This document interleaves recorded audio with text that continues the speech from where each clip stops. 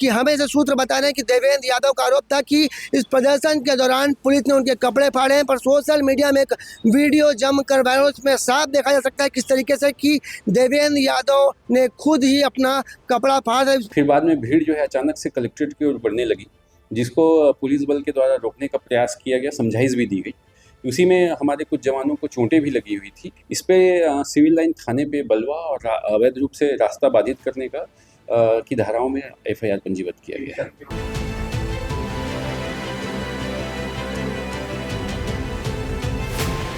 कहीं ना कहीं देवेंद्र यादव हीरो बन गए, जिसके बाद अब उनके ऊपर पुलिस ने बड़ा एक्शन लिया है।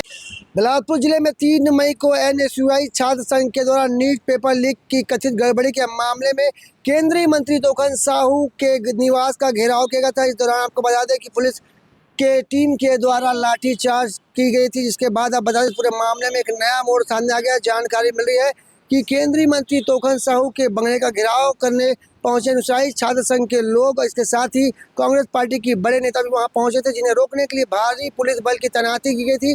जिसके बाद जानकारी मिली कि धरना प्रदर्शन खत्म हो गया था और कोटा विधायक अटल श्रीवास्तव भी वापस चले गए थे। इसके साथ ही मसूरी विधायक भी वापस चले गए थे। पर ये जो धरना प्रदर्शन है वो खत्म होने के बावजूद देवेंद्र यादव और अन्य जो एनएसयूआई छात्र संघ के लोग हैं वो कलेक्टर की ओर जा रहे थे। इसी दौरान मजिस्ट्रेट के आदेश के बाद वहाँ पे हल्का बल प्रयोग पुलिस के द्वारा किया जाता है। अब इसमें एक बड़ा और चौंकाने वाला मामला निकल कर सामने, इसमें जानकारी मिल रही है कि अब देवेंद्र यादव, विनोद जाखड़, रंजीत सिंह और लक्की मिश्रा के साथ ही अन्य लोगों के खिलाफ में सिविल लाइन थाने में बलवा और अन्य मामलों के तहत एक मामला दर्ज किया गया। आपको बता दें कि देवेंद्र यादव के खिलाफ में एक बार फिर बिलासपुर के सिविल लाइन थाने में बलवा और रास्ता को बाधित करने का यहाँ पे एक बड़ा मामला निकल कर सामने है। इसके बाद पुलिस ने इस पूरे मामले में देवेंद्र यादव के साथ ही एनएसयूआई के राष्ट्रीय अध्यक्ष विनोद जाखड़ और अन्य कांग्रेसियों के खिलाफ में बलवा के तहत मामला दर्ज कर आगे की जांच करने की बात कही जा रही है। इस पूरे मामले में जानते हैं कि एडिशनल एसपी क्या कुछ जानकारी दे रहे हैं। लोकतंत्र में सबको विरोध या धरना प्रदर्शन करने का अधिकार होता है, किंतु इसमें तरीका जो है उसमें किसी भी संगठन का जो तरीका है वो लोकतांत्रिक तरीके से होना चाहिए, संवैधानिक तरीके से होना चाहिए। अगर गलत तरीके से होते हैं तो वहाँ पे फिर एफआईआर की स्थिति बनती है। तो 3 तारीख को एनएसयूआई के द्वारा नीट के एग्ज़ाम में जो अनियमितता हो रही है उसको लेके केंद्रीय मंत्री जी का निवास का घेराव था। वहाँ पे उन्हें रोकने के लिए पर्याप्त पुलिस व्यवस्था लगाई गई थी और वहाँ पे उनको रोका भी गया। बाद में जब धरना वहाँ पे जो केंद्रीय गृह मंत्री जी के निवास का घेराव समाप्त हो गया, फिर बाद में भीड़ जो है अचानक से कलेक्ट्रेट की ओर बढ़ने लगी, जिसको पुलिस बल के द्वारा रोकने का प्रयास किया गया, समझाइश भी दी गई।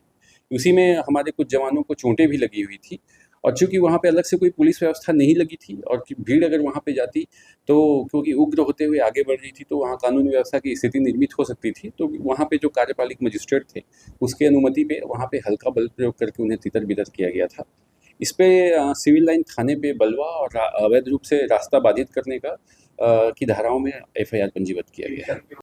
उसमें धरना प्रदर्शन में जो जितने भी नेता थे, मुख्य रूप से जो भिलाई विधायक हैं देवेंद्र यादव, एनएसयूआई के राष्ट्रीय अध्यक्ष विनोद जाखड़, उसके अलावा जो उनके प्रदेश अध्यक्ष हैं नीरज पांडे, यहाँ का लक्की मिश्रा और रंजीत, उसके अलावा अन्य करके इसमें एफआईआर किया गया।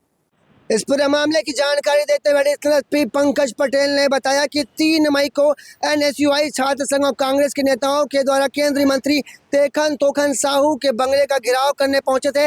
इसी दौरान जानकारी मिल रही है, उन्होंने ये बताया है कि जब धरना प्रदर्शन खत्म हुए थे इसके बाद कांग्रेस पार्टी के और एनएसयूआई के छात्र संघ के लोग कलेक्टर की ओर जा रहे थे, जिसके बाद वहाँ पे लाठीचार्ज किया जाता है। जिसके बाद अब इस पूरे मामले में सिविल लाइन थाने में कई लोगों के खिलाफ में बलवा और रास्ता को अवरुद्ध करने का मामला दर्ज कर लिया। आपको बता दें, हमें जानकारी मिल रही है कि देवेंद्र यादव, विनोद जाखड़, लक्की मिश्रा, रंजीत सिंह के साथ ही अन्य लोगों के खिलाफ में मामला दर्ज कर लिया गया। आपको बता दें, जानकारी ये भी मिल रही है कि हमें से सूत्र बता रहे हैं कि देवेंद्र यादव का आरोप था कि इस प्रदर्शन के दौरान पुलिस ने उनके कपड़े फाड़े हैं, पर सोशल मीडिया में एक वीडियो जमकर वायरल, उसमें साफ देखा जा सकता है किस तरीके से कि देवेंद्र यादव ने खुद ही अपना कपड़ा फाड़। इस पूरे मामले में पुलिस विभाग के अधिकारियों से बात करने का प्रयास किया। उन्होंने कहा कि पुलिस के द्वारा किसी के साथ भी बदतमीजी नहीं की गई है और ना ही किसी का कपड़ा फाड़ा गया। आपको बता दें, अब यहाँ पे सवाल ये भी उठ रहा है कि ये जो पूरा जो धरना प्रदर्शन था वो एनएसयूआई छात्र संघ का था,